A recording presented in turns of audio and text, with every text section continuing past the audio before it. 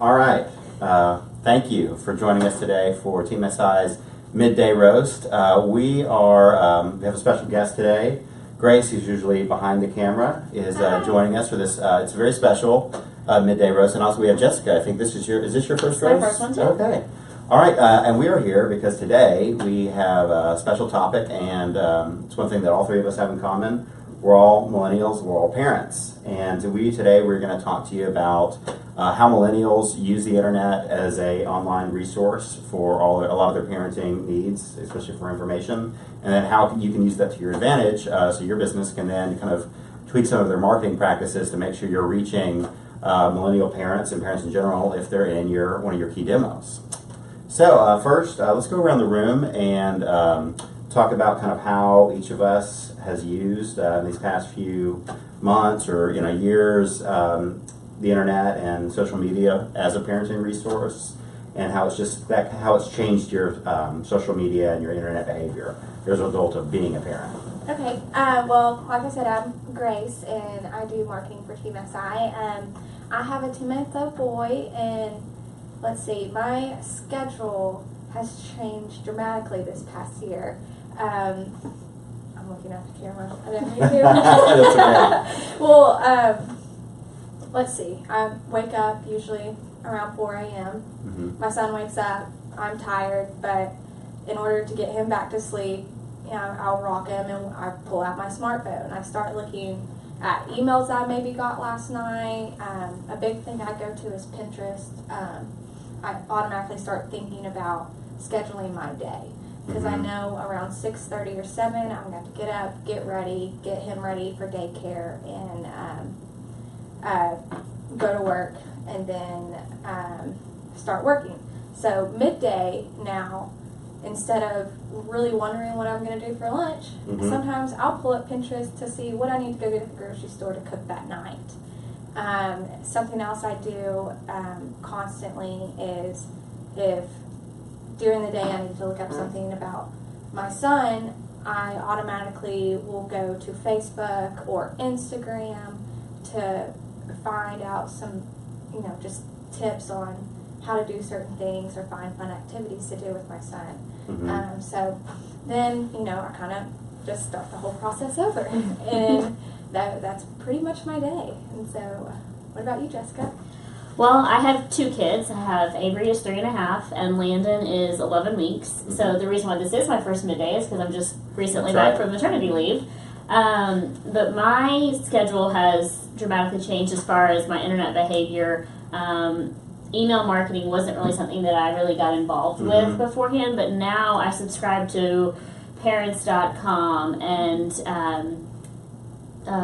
glowbaby.com and all of these different resources. Little Rock Family here locally, and get their weekly and sometimes daily emails. And a lot of times, if the subject matter relates to something that one of my kids is going through, I'll click on it, and then I'm lost in the depths of the internet, reading stories about something that may pertain to what's going on with one of my kids, whether it's trying to find an activity to do with them this weekend, what's free going on in Little Rock this weekend. Or last night, my husband and I were both on our cell phones. Right after I finished feeding, we were trying to decipher what kind of cough our son has. So we're on our phones searching, and listening and doing the different Google searches that are out there. When it comes to social media, my friends and my Facebook newsfeed has drastically changed from where it used to be. Friends getting engaged and getting married. It's everyone having kids and posting pictures about the kids and sharing parenting tips. On Facebook mostly, and Instagram is just an opportunity to show those pictures off of the kids. But I'm glued to my phone. It pretty much, if I leave the house without it, I feel like I'm missing part of myself. And I spend the majority of my time, whether it's on a social media platform or it's doing a search for something. Yeah, and I'd say, to what you say about being glued to your phone, like I was actually kind of surprised, like when I was like a week away from, my wife delivering, and I was thinking, like your habits are going to change, like there's just going to be less, and I'm, less phone time in the indulgent sense, like when I'm like playing a game or like on my Facebook or like compulsively checking Twitter, or, for the latest news or whatnot. But what I found is that I'm actually like probably my mobile phone usage has increased because it has become such a resource. You know, like I never probably did a whole lot of like, what is this, or what does this mean, or what should I do, searches on my phone, probably before. I definitely didn't do a lot of mobile shopping on my phone. And it's not necessarily that I'm driving that, you know, but like, you know, like my wife, you know, when we were looking at a stroller, or we were looking for like a secondary umbrella stroller, it's a little bit smaller than what we have. You know, she's like, check out these, look at these, go to my Pinterest page. I'm using Pinterest a lot more. You know, I'm definitely not in the typical Pinterest, you know, like demo. But now I'm on it. Now I have to have an account, and now I'm looking at stuff. So I definitely was not doing as much e-commerce Well, we're not shopping. have the ability to just sit and get on a computer. So No. we all, I mean, our phone is on the go with us, and you can go from room to room and still keep your search going. Right, yeah, baby in one hand, phone in the Phone other. in the other. A point like kind of what you're talking about, Pittman, is when I go on my mobile phone now, I'm horrible about texting my friends back, and they get on to me about it. But when I get on my mobile phone, I have a mission in mind. Yeah. If my son has a weird cough or is doing something I've never seen, before I call my doctor, I use my phone as my resource. And I think I can find every answer before I call my doctor to get the simple answer I was looking for. But I use that phone as my, you know, safety outlet to try to figure out what's wrong. So. Yeah. So I think, yeah, when you talk about using your phone as a safety outlet, that's, I think a good example maybe you could bring up is like, give us an idea of like one moment of need that you've experienced, Grace, in these 10 months. For example, my son had a really, really bad cough, and I kind of mentioned that a second ago, but it turned into a cough that ended up being RSV, which is really deep congestion in the lungs. And so I immediately just went to Google search and didn't Google my pediatrician or anything like that, and just typed in like types of baby coughs. And it literally brought me to I think it was maybeparents.com or babycenter.com, something like that, and it immediately gave me the symptoms, like a symptoms list. And so I clicked on that because I saw that as a reliable source, because I saw things that related to my son. And so once I saw those symptoms, it then told me to call my doctor, and which I did, and everything that worked out. It wasn't as severe as I thought, but being a new parent, I think everything is severe and crazy. And so that's just one of my examples. And then when you need that information, you need it now. And you know, if you call your pediatrician, one, when you probably need it, you're going to go to an answering service or an answering machine.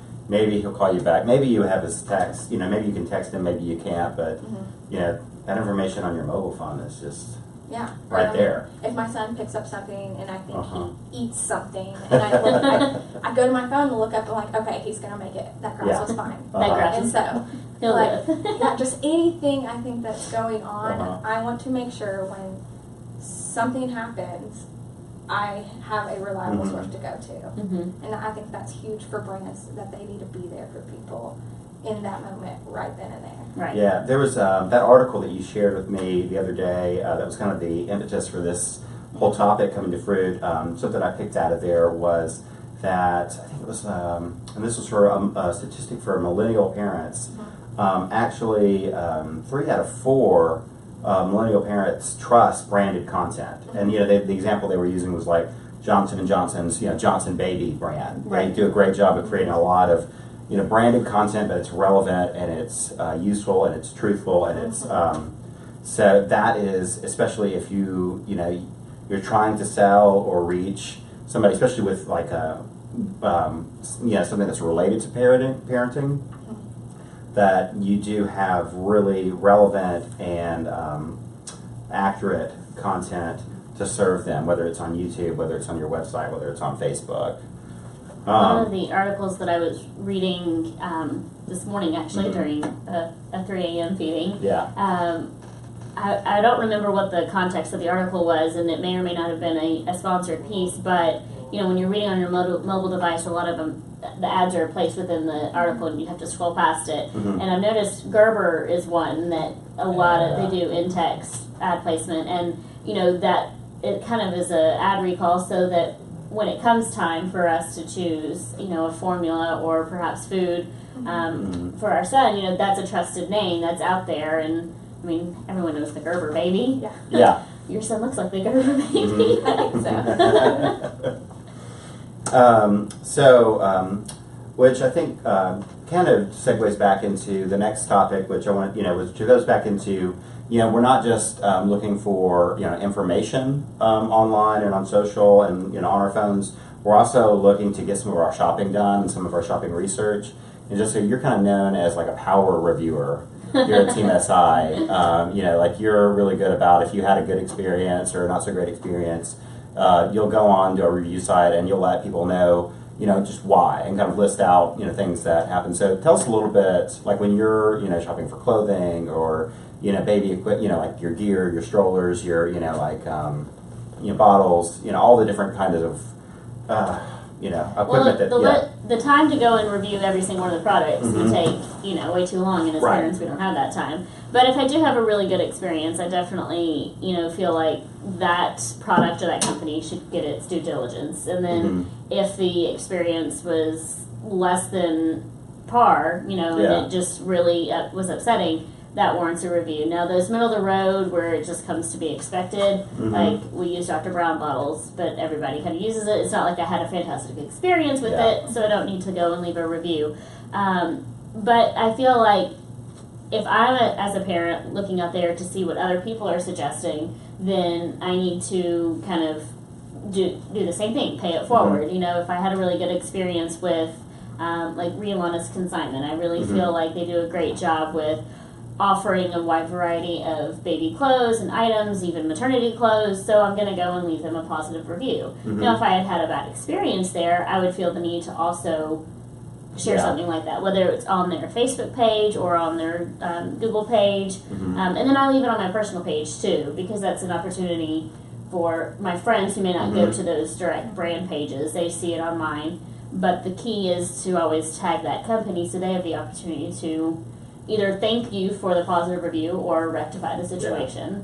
How many, when you're making like a big, $50 to $200 like purchase for, your some kind of gear for your kid, how many reviews would you say that you're reading before you pull the trigger on that? It's funny because on some products, if they only have like 2 or 3 reviews, I feel like, okay, either not enough people are purchasing this product or maybe it's just not that good because there aren't that many reviews out there. So, I'll look at products that have a substantial, there was a recent, like, stroller. We were looking for a double stroller, and now that we have 2 kids, and my husband and I both looked at products that had, like, in the hundreds of reviews, and we would read about 5 or 6 positive ones and 5 or 6 negative ones, and see what the reasons were. And a lot of the pros are more varied, usually. A lot of people have different reasons why they like products.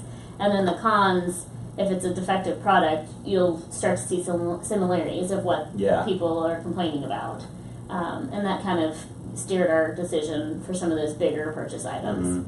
So you would say that reviews are definitely crucial to... Oh yeah, well, I enjoy reading them, but they're even greater for my husband for some reason. I don't know why. Like, that's the first section he goes to after checking the specs, like to make sure it's the right size and weight and everything. Yeah. And Pittman, I mean, when we think millennial parents, we're not just talking about moms, we're talking about dads too. Like, we look up certain things, but are there certain things that you look up? Oh, sure. Just for an example, to just piggyback off of reviews, and this kind of I think fits into the idea of that we're not just talking about people looking for parenting stuff, but you're also trying to market and be open to folks that just are parents that might want your service. When we're trying to pick out like a restaurant, because we have a really Evangeline, our 10-month-old daughter, is like a really chill baby, and so we're fortunate enough that we can still take her out to restaurants and go enjoy ourselves. But we also want to make sure that this restaurant's gonna be decent to us, because there are some restaurants that are not nice to parents. Right.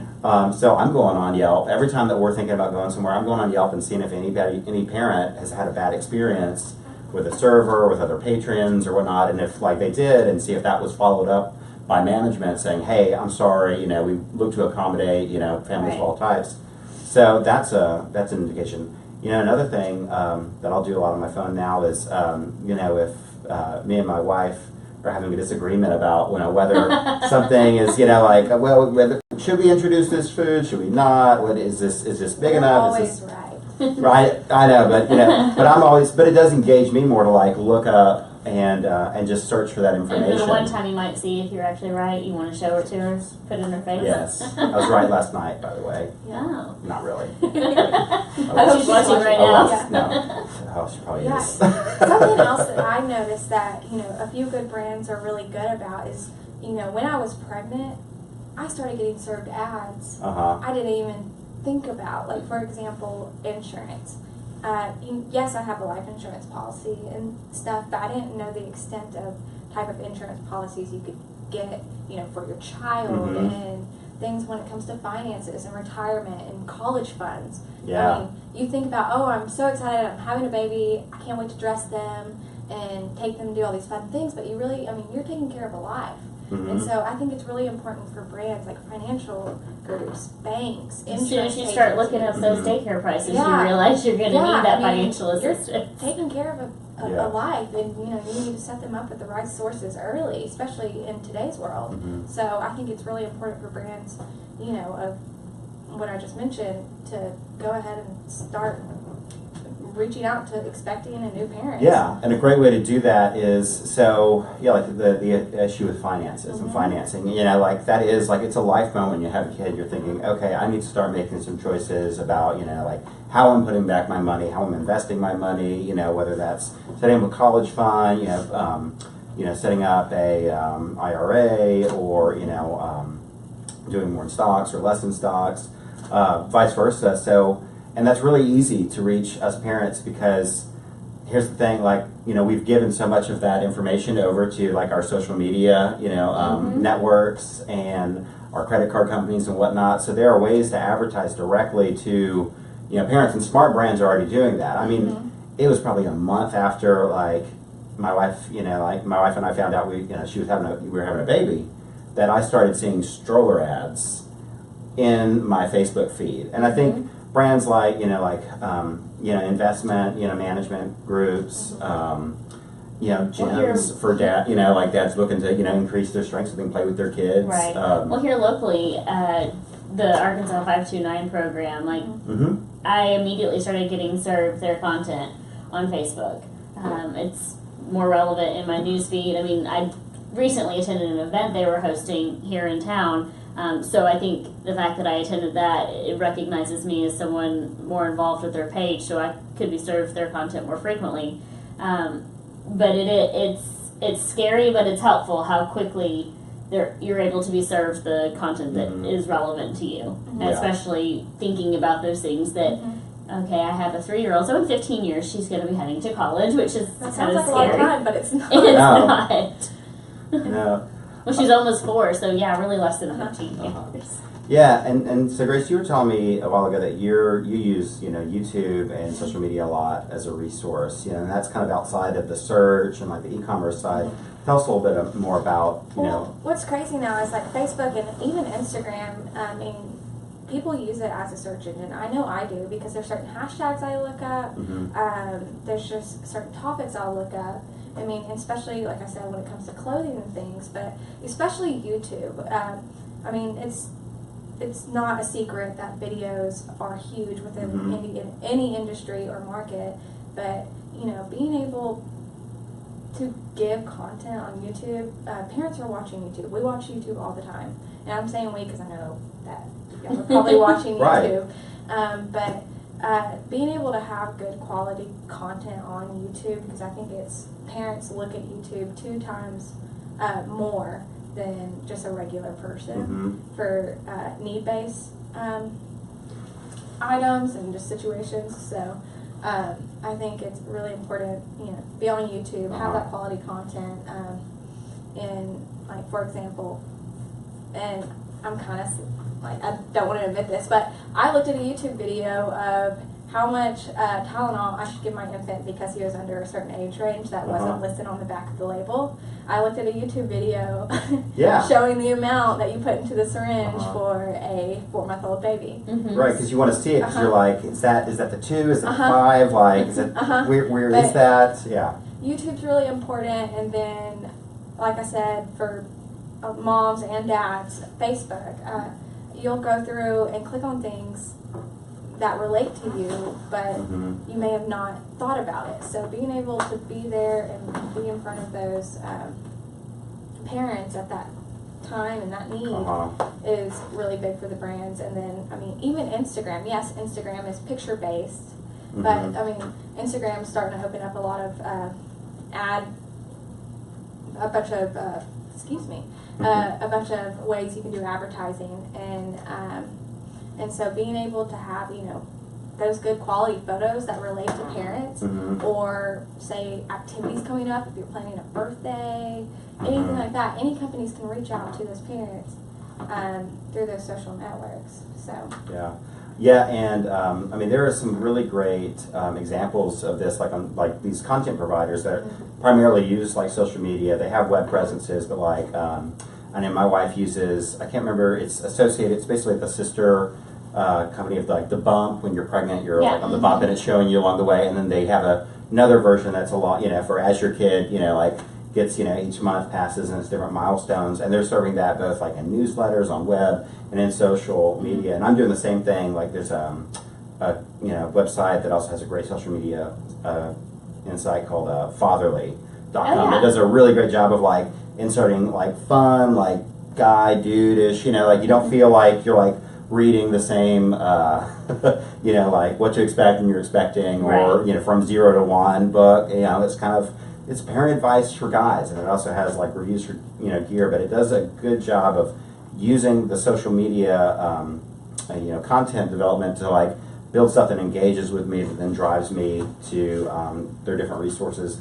And you know, those are great things to go in with if you're looking, you know, just trying to build like a little, you know, Facebook campaign targeting parents. Like find people that like, you know, those types of pages. You've hit at this a few times already, and you know, we were talking about this prior to the roast here about the times. Like usually most brands think will go dark, you know, in those over the night hours, but you talked about that need based, you know, middle of the night is when you know, your kid may have a cough and you can't get a hold of the pediatrician's office, so you're going to be online looking then. So there really, for these brands, there is no dark period. I mean, especially if you're targeting new parents that are in that, you know, newborn to 6 month or maybe even 10-month range, where there's still so many questions.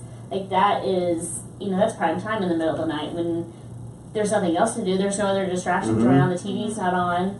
You know, get them on their phone when they're trying to pass the time, whether they're feeding their child or trying to find out how do I get my kid back to sleep. Right? Yeah, no, I totally agree. And then kind of, you know, to add to that, I mean,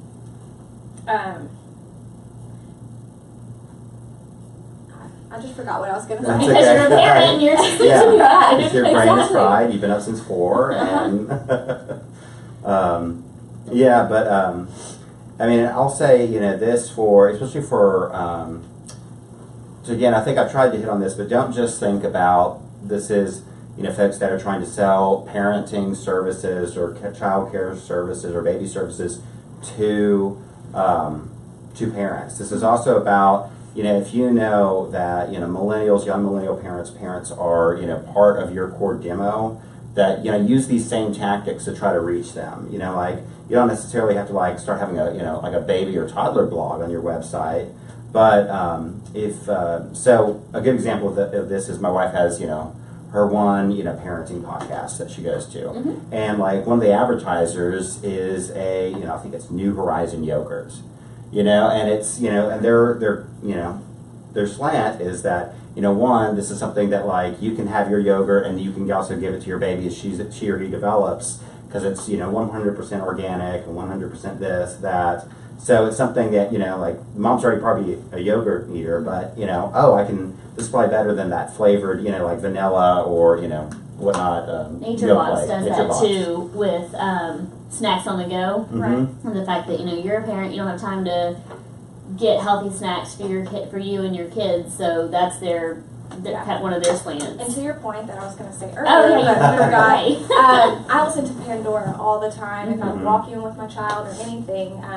You know, I didn't even explore the option or even thinking about doing HelloFresh, those pre-made meals. Not pre-made meals, but gives you all the ingredients. Send it to your house. You don't have to go to the store. We don't have time anymore, and I know a lot of parents don't, especially if you're working.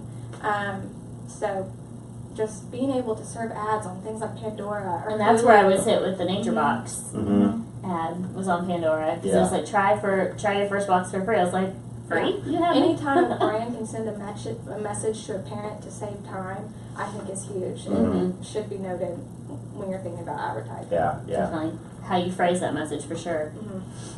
Well, hey Lisa, do we have any questions before we wrap this up? No? Okay. Any closing words of wisdom to our either young parents out there who are looking for online resources, or for our brands and businesses out there that are looking to reach this kind of very growing and very active demo? My thing would just be mobile ready. Plan ahead. There's no time of the year that a baby's not being born, so don't think it's going to happen in certain times, because it's constant and every day is a different day and a new search, and so just be ready for it. Yeah, mobile ready. I mean, it's imperative these days that your content is geared to a multiple platform. I mean, we're not on desktops as frequently. Tablets do exist, but I mean, we are on our phone, so make sure that you have content that is going to be user friendly when it comes to that device that we keep in our pocket at all times. And then for parents out there, take advantage of all these resources that are out there. I mean, you have all of these great brands that are delivering good content, trusted content, and take advantage of that and use the social media groups and environments that are out there to get advice and get feedback. It's a new world when you become a parent, and believe it or not, you'll start being fed the environments around. So don't think that you're annoying your non-parent friends with all of your questions on Facebook, because there's other parents that are out there too that have the same questions and are willing to chime in.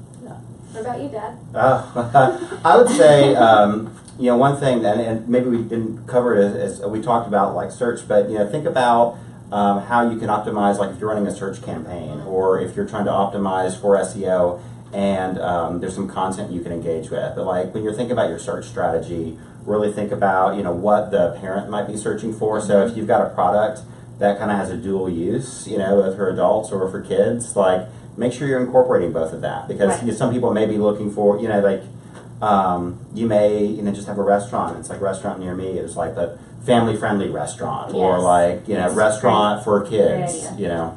A restaurant that has high chairs. I've found that out recently. Yes. Or changing tables in the bathroom. Yes. Yeah. Sorry, that's a soapbox. And as dads too. Or restaurants with slings. Yes. Or the high chair that you can flip over. Yeah. Slings or high chairs. We could really so many things. Yeah, we could keep going. We could talk another forever. 15 minutes. Yeah. All right. Well, we thank you for joining us for today's Midday Roast. Remember that if you do have any questions that you'd like us to answer later, just please put them in the comments, and we look forward to joining you all again next week. We'll have a topic for you selected soon. So great. Thank you again for joining us. Thank you, Jessica. Thank you, Grace, for joining us. And take care. Bye-bye. We're still here. Okay, I think it's done. We're all saying that. Yeah. Is it off? I don't know. You tell us, Facebook. Exit out. We're still online. We're still on. We're still here.